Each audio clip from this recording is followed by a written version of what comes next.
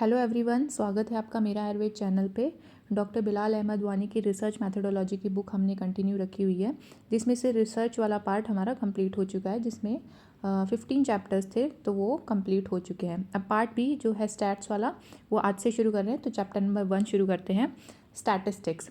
सबसे पहले डेफिनेशन है, 7 जो है इसमें डेफिनेशन दी गई हैं। तो पहली डेफिनेशन देखिए, according to American statistical association ASA, statistics is defined as the science of learning from data and of measuring, controlling and communicating uncertainty, and it thereby provides the navigation essential for controlling the course of scientific and societal advances. तो जो ASA ने जो definition दी है उसका मतलब ये है कि आप किसी डाटा से कुछ लर्न कर रहे हैं, कुछ उससे गेन कर रहे हैं, उसको मेजर करना, किसी डाटा को कंट्रोल करना, कम्युनिकेट करना, अनसर्टेनिटी मतलब अनिश्चितता को कम्युनिकेट करना कि आपका जो रिसर्च है वो अनिश्चित है कि निश्चित है, वो आपके डाटा से ही पता चलता है। और फिर आपको जो है एक राह दिखना, मतलब एक नेविगेशन के लिए आपको राह दिखना कि आपका अगर डाटा आपने गेन कर लिया तो उस पर स्टैट्स लगा के आपका कैसा रिजल्ट आएगा आपकी रिसर्च का। तो वो हमारी डेफिनेशन दी है अमेरिकन स्टैटिस्टिकल एसोसिएशन ने। फिर एक देखिए सेकंड जो है वेबस्टर डिक्शनरी की, statics is the branch of mathematics dealing with the collection, analysis, interpretation and presentation of masses of numerical data. तो स्टैटिक्स जो है एक मैथमेटिक्स की ब्रांच है जो कलेक्शन, एनालिसिस, इंटरप्रिटेशन और प्रेजेंटेशन जिसमें होती है डाटा की। तो बाकी जो डेफिनेशन है वो इतनी इंपॉर्टेंट नहीं है, एग्ज़ाम्स में ज़्यादातर नहीं पूछी जाती हैं ये चीज़ें, तो आप एक बार इसकी जस्ट रीडिंग कर लीजिएगा। अब आ जाइए नेक्स्ट पेज पे 248। इसमें जो 10th पॉइंट के नीचे लिखा है, sir Ronald A Fisher is known as the father of statistics. फिर इसके बाद वेरियस फील्ड्स ऑफ स्टैटिस्टिक्स, इसमें बायोस्टैटिक्स मतलब जो बायोलॉजिकल साइंस में अगर आप स्टैट्स यूज़ कर रहे हैं तो बायोस्टैटिक्स हो जाएगा। मेडिकल स्टैटिक्स अगर आप मेडिकल फील्ड में यूज़ कर रहे हैं, हेल्थ स्टैटिक्स अगर आप हेल्थ में यूज़ कर रहे हैं, वाइटल स्टैटिक्स अगर आप डेमोग्राफी मतलब जैसे बर्थ, मैरिज, डेथ वगैरह की डाटा अगर लेकर आते हैं तो दैट इज़ वाइटल स्टैटिस्टिक्स। फिर इसके बाद आता है कॉमन स्टैटिस्टिकल टर्म्स। अब ये टर्म्स देख लेते हैं क्योंकि आगे जो है हमारे काम आने वाली चीज़ है। एग्जाम पॉइंट ऑफ व्यू से ऐसे टर्म्स नहीं आती हैं कॉम्पिटिटिव एग्जाम्स में, लेकिन ये टर्म्स हमें पता होनी चाहिए क्योंकि आगे हर जगह टर्म्स यूज़ होंगी। तो सबसे पहले है variable, a characteristic that takes on different values in different person, places और थिंग। वेरिएबल मतलब जो चीज़ वेरी करती है, जो चीज़ चेंज हो जाती है। तो डिफरेंट वैल्यू होगी डिफरेंट पर्सन में, जैसे हाइट, वेट, ब्लड प्रेशर। तो हर पर्सन में हाइट चेंज हो सकती है, वेट भी चेंज हो सकता है, इंडिविजुअल्स का ब्लड प्रेशर चेंज हो सकता है, एज चेंज हो सकती है। तो ये जो हमारी चीज़ होती है इसको बोलते हैं वेरिएबल।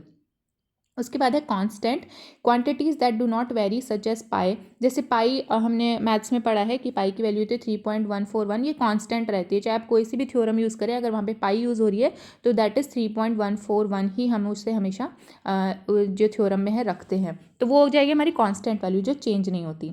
अब बायोस्टैटिक्स में जो चेंज नहीं होते, जो कांस्टेंट हैं, वो है mean, standard deviation, standard error, correlation coefficient and proportion of a particular population are considered as constant. ये याद रखिएगा, एक पर्टिकुलर पॉपुलेशन का अगर mean, standard deviation, standard error, correlation coefficient और प्रोपोर्शन है वो कांस्टेंट होगा। ऐसे नहीं कि दो पॉपुलेशन के मतलब अलग अलग पॉपुलेशन के एक जैसे नहीं होंगे, लेकिन पर्टिकुलर पॉपुलेशन में अगर आप ये चीज़ कैलकुलेट कर रहे हैं तो वो होगी हमारी कांस्टेंट। इसके बाद आता है observation, an event and its measurement is called observation. कोई भी इवेंट है या फिर उसका मेजरमेंट उसको बोलते हैं ऑब्जर्वेशन। जैसे ब्लड प्रेशर क्या हो गया हमारा इवेंट, और उसका मेजरमेंट क्या हो गया 80/120 ऐसे करके, या 120/80, दैट इज़ द ऑब्जर्वेशन, और इवेंट है हमारा ब्लड प्रेशर। इसके बाद देखिए 6.249 पे population, it is an entire group of people और स्टडी एलिमेंट, मतलब जिस पे आप स्टडी कर रहे हैं और या फिर group of people, that is called population. ये दो टाइप की होती है, फाइनाइट मतलब जिसमें फिक्स्ड नंबर है, और इनफाइनाइट जिसमें एंड कोई फिक्स नंबर नहीं होता पॉपुलेशन का, दैट इज़ इनफाइनाइट। इसके बाद 9th पॉइंट देखिए, parameter, it is a summary value of or constant of a variable that describes the sample such as its mean, standard deviation, standard error, proportion. जब भी आप कोई research करते हैं तो समरी वैल्यू मतलब आपके जो डाटा की समरी वैल्यू आएगी, और जो कि कांस्टेंट होती है किसी भी वेरिएबल की, वो उसको हम बोलते हैं पैरामीटर। जैसे मीन जो हो गया वो हमारा पैरामीटर हो गया, स्टैंडर्ड डेविएशन पैरामीटर है, स्टैंडर्ड एरर पैरामीटर है, प्रोपोर्शन जो है हमारा पैरामीटर है जो डिस्क्राइब करें। मान लीजिए क्लास में 10 बच्चे हैं और उनके मार्क्स जो है एग्ज़ाम हुआ है, तो उनका जो अगर आप एवरेज या फिर मीन मार्क्स देखेंगे पूरी क्लास का, तो जो मीन निकलेगा वो हो जाएगा हमारा पैरामीटर ऑफ दैट क्लास। तो पैरामेट्रिक टेस्ट है और नॉन पैरामेट्रिक टेस्ट 10th और 11th। पैरामेट्रिक टेस्ट है, it is one in which population constant such as mean variances etc and data tend to follow on assumed or established distribution such as normal, binomial, Poisson। तो normal, binomial और Poisson distribution हम आगे जाके पढ़ेंगे कि क्या होता है, लेकिन पैरामेट्रिक टेस्ट वो होता है जहाँ पर ये बस आप इतना याद रख लीजिए कि जहाँ पर एस्टेब्लिश डिस्ट्रीब्यूशन होगा किसी भी पॉपुलेशन का, डिस्ट्रीब्यूशन नॉर्मल होगा या बाइनोमियल होगा या पॉइजन होगा, तो उसमें हम जो लगाते हैं पैरामेट्रिक टेस्ट लगाते हैं। फिर नॉन पैरामेट्रिक टेस्ट है such as chi square test in which no constant of the population is used. इसमें कोई कांस्टेंट यूज़ नहीं होता। पैरामेट्रिक टेस्ट में कांस्टेंट यूज़ होंगे। कांस्टेंट हमने पीछे पढ़े अभी क्या थे, mean, standard error, standard deviation, coefficient वगैरह, वो थे हमारे कांस्टेंट। और नॉन पैरामेट्रिक में कोई भी कांस्टेंट यूज़ नहीं होते हैं।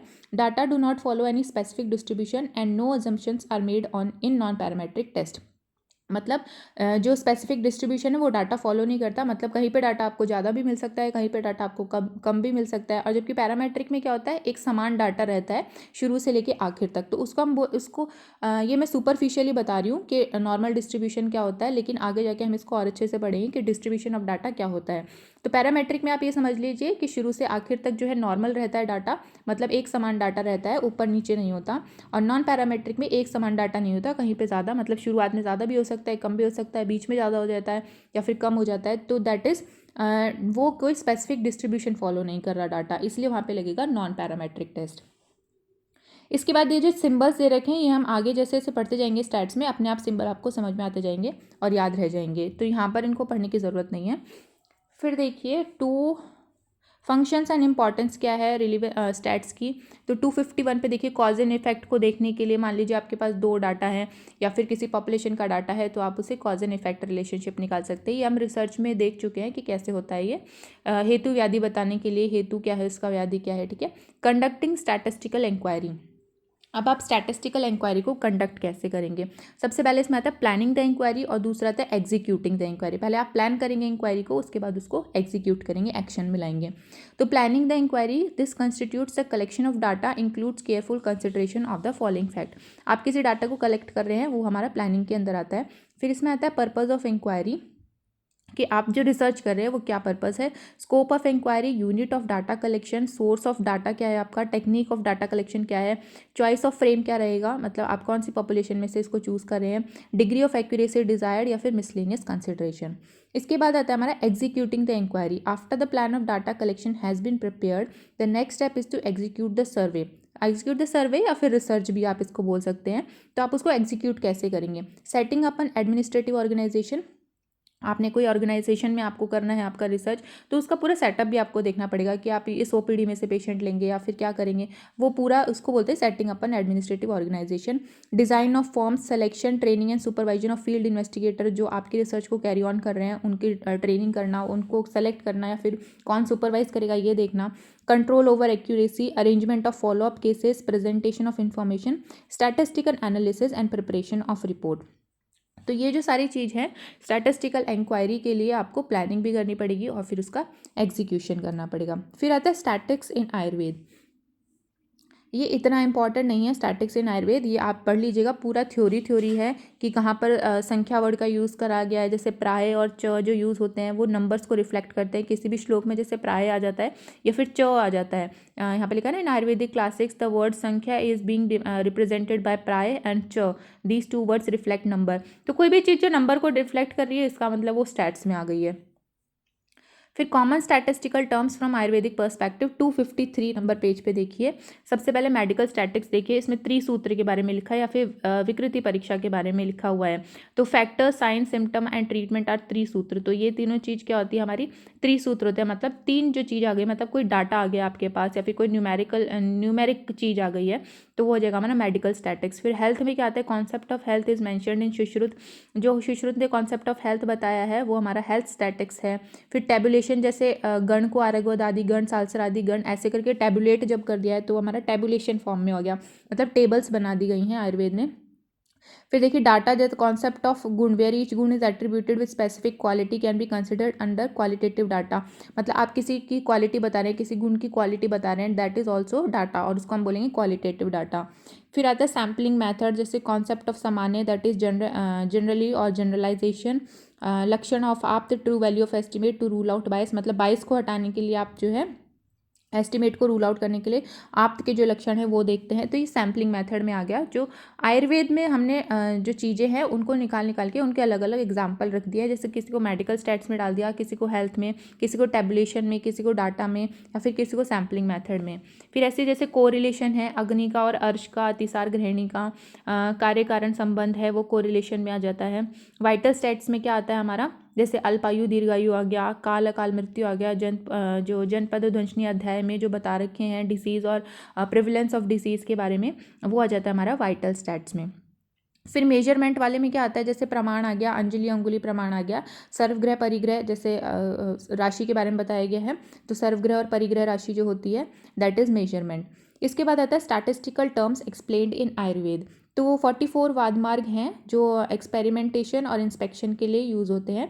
तो सबसे पहले देखिए, इसमें सिर्फ आपको एग्जाम पॉइंट ऑफ व्यू से ये याद रखना है कि जैसे स्थापना को बोलते हैं कन्फर्मेशन ऑफ पॉस्टुलेट्स, ये हम रिसर्च में भी पढ़ चुके हैं, ये सारी चीज़ पंचव्य वाक्य में जब पढ़ा था। लेकिन ये आपको याद रखना है कि स्थापना इज कन्फर्मेशन ऑफ पॉस्टुलेट्स, प्रतिज्ञा जो है सेटिंग अप ऑफ हाइपोथेसिस, किसी भी हाइपोथेसिस को सेट करना, दैट इज प्रतिज्ञा।